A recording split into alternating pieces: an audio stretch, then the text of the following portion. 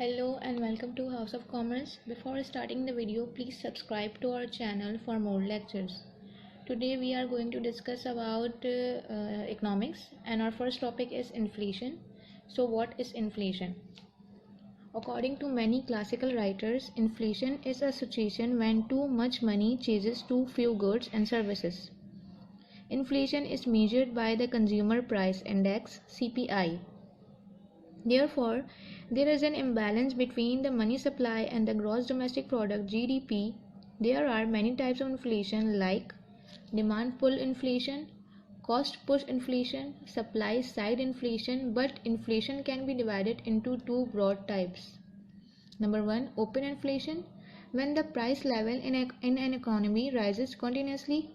Number 2, repressed inflation, when the economy suffers from inflation without any apparent rise in prices. According to Keynes, inflation is an imbalance between the aggregate demand and aggregate supply of goods and services.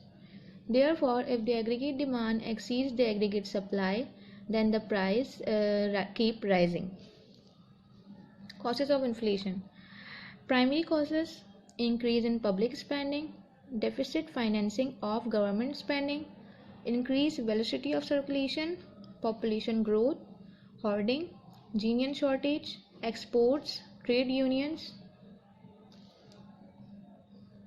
tax reduction, the imposition of indirect taxes, price rise in the international markets. Increase in public spending. In any modern economy, government spending is an important element of the total spending.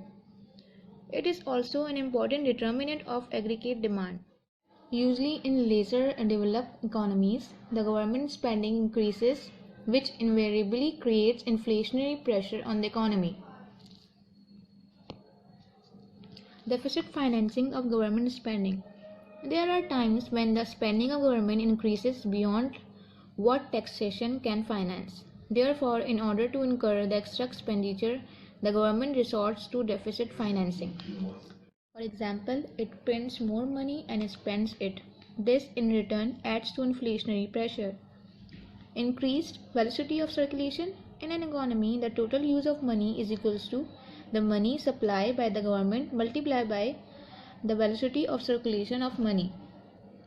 Population growth. As the population grows, it increases the total demand in the market. Further excessive demand creates inflation. Hoarding. Hoarders are people or entities who stockpile commodities and do not release them to the market.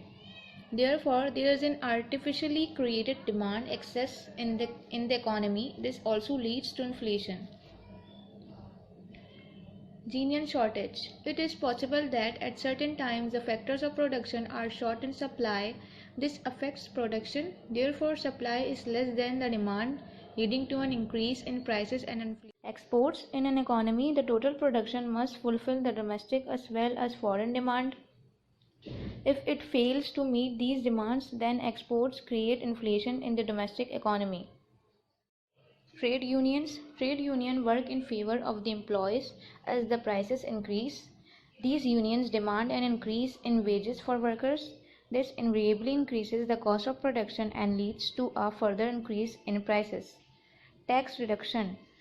While taxes are known to increase with time, sometimes governments reduce taxes to gain popularity among people. The people are happy because they have more money in their hands. The imposition of indirect taxes. Taxes are the primary source of revenue for a government. Sometimes governments impose indirect taxes like excise duty, VAT, etc. on businesses. As these indirect taxes increase the total cost for the manufacturers and or sellers, they increase the price of the product to have a minimal impact on their profits. Non-economic reasons. There are several non-economic factors which can cause inflation in an economy. For example, if there is a flood, then crops are destroyed. This reduces the supply of agricultural products, leading to an increase in the prices of the commodities. Investment in gold, real estate, stocks, mutual funds, and other assets are some of the ways to deal with inflation. Thank you for watching.